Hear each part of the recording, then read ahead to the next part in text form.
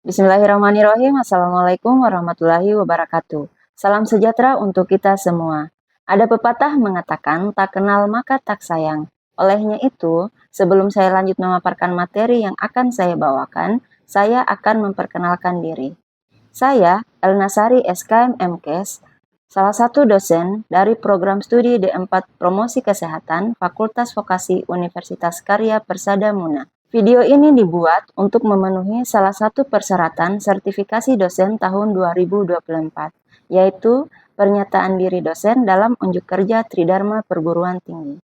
Sebagai dosen, saya telah menerapkan Tridharma Perguruan Tinggi, yakni pengajaran, penelitian, dan pengabdian kepada masyarakat. Pada kesempatan kali ini, saya akan memaparkan materi kuliah yang saya bawakan, yaitu epidemiologi. Mata kuliah epidemiologi ini merupakan salah satu mata kuliah wajib yang ada di program studi D4 Promosi Kesehatan pada semester 2 dengan bobot 3 SKS. Pada mata kuliah epidemiologi ini, mahasiswa mampu diharapkan dapat menjelaskan dan menerapkan konsep epidemiologi dalam mengatasi berbagai permasalahan kesehatan sebagai seorang promotor kesehatan, dimulai dari timbulnya penyakit, frekuensi, distribusi, dan determinan, sehingga dapat dilakukan pencegahan penyakit di lingkungan pelayanan kesehatan masyarakat dan juga mengantarkan mahasiswa untuk mampu menjelaskan dan menerapkan konsep dasar epidemiologi. Salah satu kewajiban saya sebagai dosen, saya sudah melakukan salah satu Tridharma PT, diantaranya adalah bidang pengajaran, di mana pada bidang ini saya menerapkan sistem pembelajaran yang mengacu pada DIA, yaitu Delivery, Interaction, dan Assessment. Nah, apa itu DIA? Delivery adalah suatu proses tentang bagaimana saya menyampaikan materi pembelajaran sehingga mudah dipahami oleh mahasiswa. Materi yang saya bawakan mengacu pada capaian lulusan yang akan didapatkan selama mengikuti mata kuliah epidemiologi. Pada mata kuliah ini terdiri dari 2 CPL yang akan diturunkan ke CPMK yang terdiri dari sub CPMK. Dari sub CPMK tersebut akan diturunkan menjadi kajian materi. Sub CPMK terdiri dari 11 sub CPMK. Tersebut akan dibagi menjadi 14 kali pertemuan, selain UTS dan UAS. Adapun capaian lulusan program studi yang dibebankan pada mata kuliah terdiri dari CPL 1, menguasai konsep teoritis manajemen program promosi kesehatan mulai dari perencanaan, monitoring, dan evaluasi dengan penerapan siklus pemecahan masalah yang ada di masyarakat. Kemudian CPL 2, mampu membuat analisis situasi masalah, perilaku kesehatan, dan sumber daya yang ada di masyarakat. Adapun capaian pembelajaran pada mata kuliah ini, yaitu sub CPMK 1, mahasiswa mampu menguasai konsep teoritis tentang konsep dasar epidemiologi, konsep dasar penyebab penyakit, riwayat alamiah penyakit, ukuran epidemiologi, variabel epidemiologi, deskriptif dan analitik, konsep screening, faktor determinan penyebab dan penyebaran penyakit. CPMK 2, mahasiswa mampu menganalisis mengenai desain studi epidemiologi, investigasi wabah, surveillance epidemiologi yang ada di masyarakat. Adapun sub CPMK pada mata kuliah ini terdiri dari sub CPMK 1, mahasiswa mampu menjelaskan konsep dasar epidemiologi, sub CPMK 2, mahasiswa mampu menjelaskan konsep penyebab penyakit, sub CPMK 3, mahasiswa mampu menjelaskan riwayat alamiah penyakit, sub CPMK 4, mahasiswa mampu menjelaskan ukuran epidemiologi, sub CPMK 5, mahasiswa mampu menjelaskan variabel epidemiologi. Sub CPMK 6, mahasiswa mampu menjelaskan deskriptif dan analitik. Sub CPMK 7, mahasiswa mampu menjelaskan konsep screening. Sub CPMK 8, mahasiswa mampu menjelaskan faktor determinan penyebab penyakit. Sub CPMK 9, mahasiswa mampu menganalisis desain studi epidemiologi. Sub CPMK 10, mahasiswa mampu melaksanakan analisis investigasi wabah. Sub CPMK 11, mahasiswa mampu melakukan analisis tentang surveillance epidemiologi. Adapun kajian-kajian dari mata kuliah ini terdiri dari 11 kajian pokok. Yang pertama, konsep dasar epidemiologi. Yang kedua, konsep penyebab penyakit. riwayat alamiah penyakit, ukuran epidemiologi, variabel epidemiologi, deskriptif analitik, konsep screening, faktor determinan penyebab penyakit, desain studi epidemiologi, investigasi wabah, dan yang terakhir, surveillance epidemiologi. Selanjutnya kita masuk pada aspek interaction. Interaction adalah suatu proses interaksi kegiatan tatap muka antara dosen dengan mahasiswa untuk membahas mata kuliah yang dilakukan di kelas. Untuk mencapai capaian mata kuliah, sistem interaksi yang saya lakukan di kelas menggunakan sistem student center learning, di mana metode tersebut merupakan metode yang menempatkan mahasiswa sebagai subjek pembelajaran. Pada sistem SCL atau Student Center Learning yang saya bawakan di kelas menggunakan beberapa metode. Yang pertama, small group discussion, cooperative learning, dan discovery learning. Itulah metode yang saya gunakan selama di kelas. Selanjutnya kita akan masuk aspek assessment. Aspek assessment ini adalah proses penilaian untuk mengukur kemampuan mahasiswa secara objektif. Adapun beberapa komponen penilaian yang kami gunakan di kelas yaitu yang pertama, komponen nilai harian yang terdiri dari 10%, komponen tugas terstruktur 20%, ujian tengah semester 30%, ujian akhir semester 40%, dengan jumlah bobot 100%. Hasil asesmen yang saya lakukan diharapkan dapat diketahui oleh mahasiswa secara objektif dan transparan. Itulah aspek pembelajaran yang saya lakukan selama proses perkuliahan. Sebagai penutup, selanjutnya saya akan menampilkan proses pembelajaran yang saya lakukan di kelas secara luring. Selamat menyaksikan. Assalamualaikum warahmatullahi wabarakatuh. Bismillahirrahmanirrahim. Assalamualaikum warahmatullahi wabarakatuh. Waalaikumsalam warahmatullahi wabarakatuh. Selamat siang adik-adik. Siang, Bu. Bagaimana kabarnya siang ini? Baik. Di luar mendung, tapi di dalam kelas ini kelihatannya cerah-cerah semua, secerah hatinya, mukanya yang cantik dan ganteng-ganteng. Alhamdulillah hari ini kita ketemu lagi di mata kuliah epidemiologi. Hari ini kita akan belajar tentang riwayat alami penyakit. Jadi untuk hari ini itu pertemuan ketiga. Minggu kemarin kita sudah pertemuan pertama tentang apa itu epidemiologi. Hari ini kita belajar tentang siang hari ini kita akan belajar tentang riwayat alamiah penyakit. Nah, tujuan dari capaian pembelajaran kita siang hari ini yaitu bagaimana mahasiswa mampu menginterpretasikan riwayat alamiah penyakit atau yang disingkat dengan RAP. Jadi ini capaian pembelajaran kita pertemuan ke-3.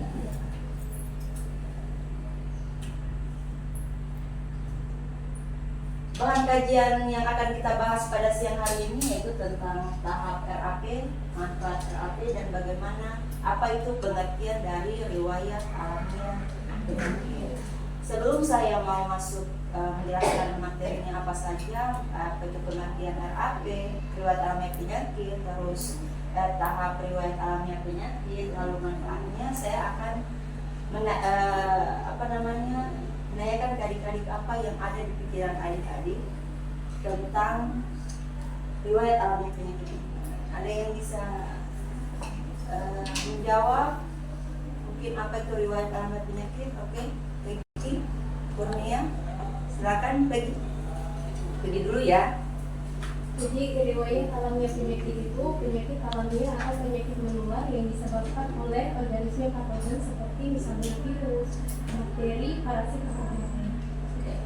Oke, baik. Silakan ditambahkan Kurnia. Sudah lumayan bagus jawabannya. Silakan Kurnia. Sepengetahuan saya sama dengan Peggy ya, riwayat alamiah itu biasanya disebabkan oleh virus atau wabah yang muncul dari secara alamiah. Ada yang mau menambahkan lagi? Oke, silakan Umi.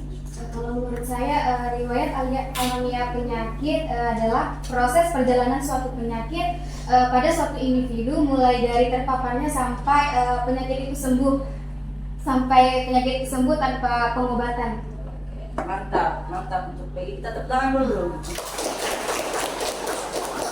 Oke, jadi riwayat alamiah penyakit itu berbicara tentang bagaimana histori atau kejadian suatu penyakit, apa yang menyebabkan penyakit itu, bagaimana riwayatnya. Pokoknya kita mencari tahu apa penyebabnya dari patogenesisnya tadi, dari agen yang disebabkan oleh agen kah, agen kimia, fisika, biologi, atau dari lingkungan, kita mencari tahu. Nah, adik-adik bisa lihat di slide ini bahwa riwayat alamiah penyakit atau bahasa Inggrisnya atau Natural History of Disease adalah deskripsi tentang perjalanan waktu dan perkembangan penyakit pada individu dimulai sejak terjadinya paparan dengan izin kausal hingga terjadinya akibat penyakit. Jadi yang disampaikan oleh Peggy, Kurnia, dan Umi tadi, bagaimana perjalanan terjadinya suatu penyakit yang disebabkan oleh agen-agen tadi, agen kimia, fisik, biologi, itu yang disebut dengan riwayat alamiah penyakit. Nah, ini tahapannya. Tahapan riwayat alamiah penyakit seperti yang adik-adik lihat di slide ada 3. Yang pertama tahap pre-patogenesis, tahap patogenesis, dan tahap pasca patogenesis. Tahap pre-patogenesis itu pada saat seperti yang saya sampaikan minggu kemarin. Pasca patogenesis itu pada saat kita masih kelihatan sehat, belum ada virus atau bakteri atau faktor apapun yang ada 3 tahapan. Yang pertama tahapan pre-patogenesis, yang kedua patogenesis, dan yang ketiga adalah patogenesis. Saatnya kita mulai dari kita kelihatan sehat sampai kita sembuh total atau sembuh dengan cacat atau sembuh atau mati atau dikasih penyembuhannya dalam bentuk apa, rehabilitasi kah atau terapi Jadi tolong lihat ini tahap riwayat alamiah penyakit ada 3. Nanti pertemuan berikutnya siapa tahu nanti kita tanya lagi, adik-adik sudah paham ada berapa tahapan riwayat alamiah penyakit. Oke, kita lanjut. Nah, ini bagian riwayat alamiah penyakit. Tadi saya sudah menyampaikan apa itu masa pre-patogenesis. Ini masuk di masa apa? Patogenesis, lalu masa patogenesis. Jadi, kalau masa patogenesis, bibit penyakit belum masuk ke pejamu. Pejamu itu kan adik-adik sudah ketahui, pejamu itu orangnya, toh? Bibit penyakit atau agen, bibit penyakit disebabkan oleh agen kimia, fisik, biologi, bakteri, virus itu agen biologi. Misalnya sudah ada virus-virus yang masuk ke dalam tubuhnya kita, maka akan terjadilah masa patogenesis. Masa patogenesis ini ada namanya 3 masa. Masa inkubasi, masa penyakit ini, dan masa penyakit lanjut. Di sinilah proses akan terjadinya penyakit masuk ke dalam tubuhnya kita. Nah, di 3 masa ini akan terjadi proses terjadinya suatu penyakit. Nah, kita dari situ bisa dilihat apakah kekebalan tubuhnya kita bagus atau tidak, maka akan masuk ke tahap masa akhir dari penyakit itu. Minggu kemarin saya sudah kasih contoh misalnya pada penderita diabetes mellitus. Penderita diabetes mellitus, misalnya kita mau awalnya dulu kita masih kelihatan sehat, kita punya riwayat keluarga, misalnya yang punya riwayat penyakit gula atau TDM, itu bisa 50% kita terkena penyakit diabetes mellitus. Terus pola makan kita yang tidak atur, nah di masa masuk di masa inkubasi ini, masa 3 masa ini, masa penyakit ini, masa penyakit lanjut, lalu akan terjadi penyakit diabetes mellitus tadi. Penyakit diabetes mellitus bisa ada 2, bisa di dalam bentuk terapi atau bisa direhabilitasi. Karena penyakit diabetes mellitus misalnya contoh dari 3 tahapan ini. Maka masa penyakit diabetes mellitus itu jika dikasih terapi, artinya dia sudah, misalnya ada yang adik-adik sudah biasa lihat yang terputus itu jari-jarinya, diputus atau apa itu, berarti dia sehat tapi tidak sehat total, berarti ini harus dilakukan terapi, seperti itu. Jadi inilah bagian riwayat alamiah penyakit yang dimulai dari tahap pre-patogenesis sampai ke tahap pasca patogenesis. Oke, lanjut. Kemudian manfaat dari RAP. Apa RAP? Riwayat alamiah penyakit. Jadi manfaat dari riwayat alamiah penyakit itu adik-adik bisa lihat di sini ada 3. Yang pertama untuk diagnostik, yang kedua untuk terapi, dan yang ketiga untuk pencegahan. Yang pertama untuk diagnostik. Tadi kita sudah ketahui bersama bahwa definisi dari riwayat alamiah penyakit bagaimana mengetahui perjalanan masuknya penyakit ke dalam tubuhnya kita pada saat kita kelihatan sehat sampai kita sakit atau sakit dengan sembuh dengan cacat atau sembuh total. Jadi untuk riwayat alamiah penyakit itu salah satu tujuannya untuk mendiagnostik, atau kalau dokter dia diagnosa, kalau kita mencari tahu penyebab atau determinan. Kalau berbicara tentang epidemiologi berarti berbicara tentang determinan, frekuensi, distribusi. Jadi kalau kita misalnya sudah melihat dalam suatu masyarakat, dalam suatu wilayah apa yang menyebabkan penyakit itu, kita mencari tahu, kita mendiagnosanya lewat itu.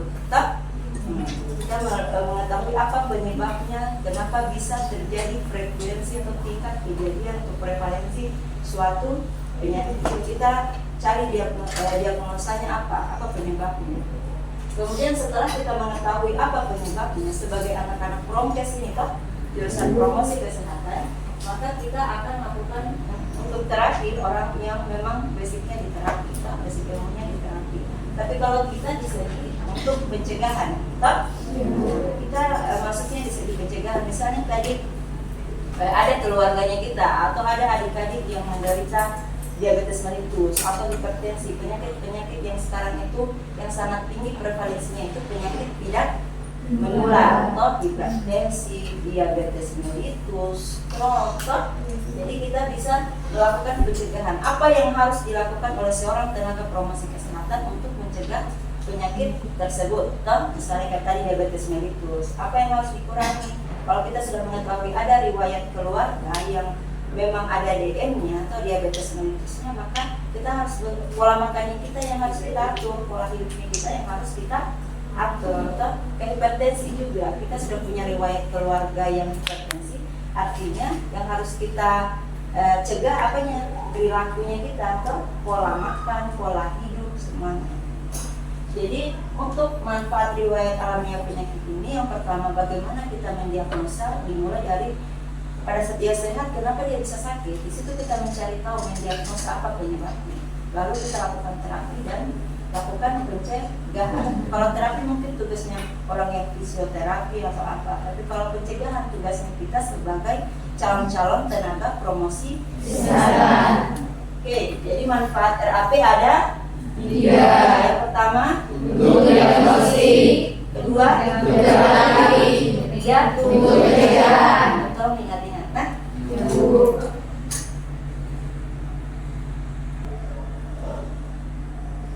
Nah, riwayat alamiah penyakit kita perlu pelajari untuk mengetahui tadi manfaatnya tadi apa, bisa kita menentukan diagnostik dari suatu penyakit atau apa penyebabnya. Diagnostik itu kita berbicara masalah penyebab, apa yang menyebabkan kita terdiagnosa penyakit itu, kita apa determinannya, determinan. Masih ingat determinan? Faktor-faktor penyebab terjadinya suatu penyakit. Jadi pengetahuan tentang riwayat alamiah penyakit sama pentingnya dengan kausa. Kausa apa? Penyebab. Jadi kalau adik-adik mendengar apa itu kausa, berarti itu penyebab. Pengetahuan tentang riwayat alamiah penyakit sama pentingnya dengan penyebab terjadinya suatu penyakit untuk upaya pencegahan dan pengendalian. Jadi kita bisa lihat dengan kita belajar riwayat alamiah penyakit, maka kita tahu apa penyebab dari penyakit itu, sehingga kita bisa melakukan pencegahan. Karena tanpa kita mengetahui apa penyebabnya, maka kita tidak bisa menentukan model pencegahan seperti apa yang harus kita lakukan. Nah, adik-adik kan selalu turun lapangan. Ini adik-adik sudah semester 2. Jadi adik-adik biasa ada tugasnya dari dosen turun lapangan, kalau misalnya nanti turun lapangan mencari penyebab dari terjadinya suatu penyakit. Terus habis itu misalnya di puskesmas ada 10 penyakit, toh? 10 penyakit itu yang paling tinggi apa? Misalnya tentang penyakit diare. Apa penyebabnya diare? Kenapa di wilayah itu bisa tinggi diarenya? Jadi kita cari tahu penyebabnya, lalu kita turun kasih penyuluhan bagaimana supaya mencegah prevalensi terjadinya diare tadi. Toh? Itu tugasnya kita sebagai calon-calon promotor kesehatan. Terus yang kedua, dengan mengetahui perilaku dan karakteristik masing-masing penyakit, maka bisa dikembangkan dengan intervensi tadi yang tepat untuk mengidentifikasi maupun mengatasi masalah penyakit tersebut. Jadi dengan kita mengetahui penyebab-penyebabnya tadi, kita lebih mudah mengintervensi atau melakukan penyuluhan apa yang harus kita cegah dengan penyakit tersebut. Jadi itu tujuannya kita berbicara tentang riwayat alamiah penyakit. Kita sudah tahu penyebabnya dan apa yang harus kita lakukan ke depannya, kita sudah tahu. Pencegahannya apa yang harus kita lakukan, kita sudah paham.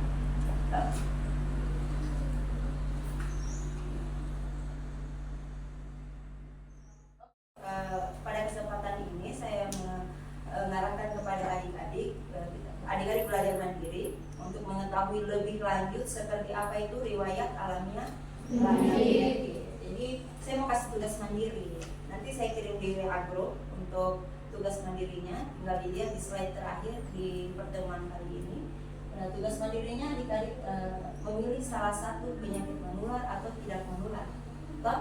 Memilih salah satu penyakit menular dan tidak menular, bagaimana riwayatnya. Kayak tadi, kalau misalnya penyakit menular, contohnya penyakit menular.